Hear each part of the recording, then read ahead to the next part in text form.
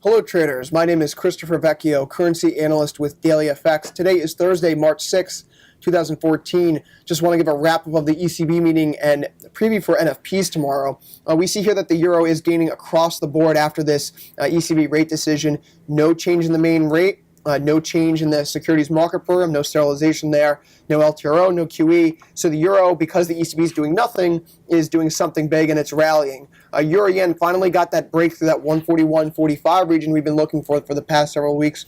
We're filled at 141.50 today, and at this point in time, we're just managing risk here. We're back above that November 2012-2013 trend line, and as we see, if we get a return to this range, it could be an indication of a false break higher. At that point, we'd want to be out completely. Half the position is trailed off at 142.20 to lock in about 70 pips, 142.30, to lock in 80 pips, see here.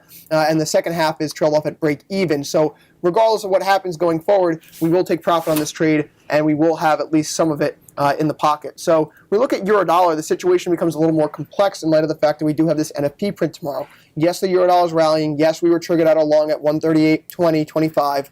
However, what we're looking at now is a situation in which we need to consider the broader impact of NFPs. And in light of the recent data, it's possible that NFPs disappoint. And perhaps if we look back at this weekly chart here, we do get a breakout from this 2008 and 2011 descending trend line where we're testing right now. And ultimately, that coincides with that 138.20 level that we had been watching for the past several weeks as I zoom out here. And so when we see this 138.20 level, it is breaking higher. And if we do have that weak NFP tomorrow, the path of least resistance would be up. When we're talking about this week NFP tomorrow, when we step back and look at the big picture, since 2001, there have been 16 occurrences in which the ISM Services Employment Subindex came in between 46.5 and 48.5. The February print was 47.5. And on these 16 occurrences, the average NFP was minus 75.7K. Now, we're not looking for something that negative tomorrow, but a disappointment in light of the ADP report, 139K for the month of February. We could see some further US dollar weakness extend, not just against the euro, but when we look at the Australian dollar.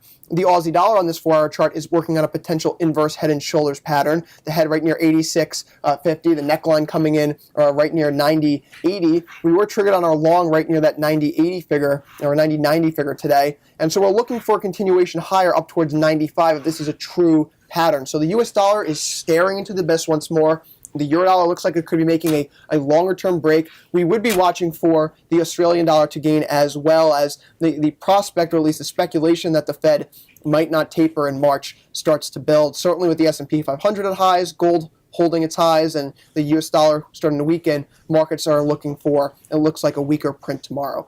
David Rodriguez, our quantitative strategist, will be covering the NFP report tomorrow live at 8:15 Eastern, 13:15 GMT, and Daily FX Plus. I encourage you to come out there. I'll be giving another wrap-up of the data tomorrow morning ahead of the NFP report, as well as the levels that we'll be looking for in a closer view. Hopefully you can join me then. If not, good luck trading tomorrow, and have a great weekend.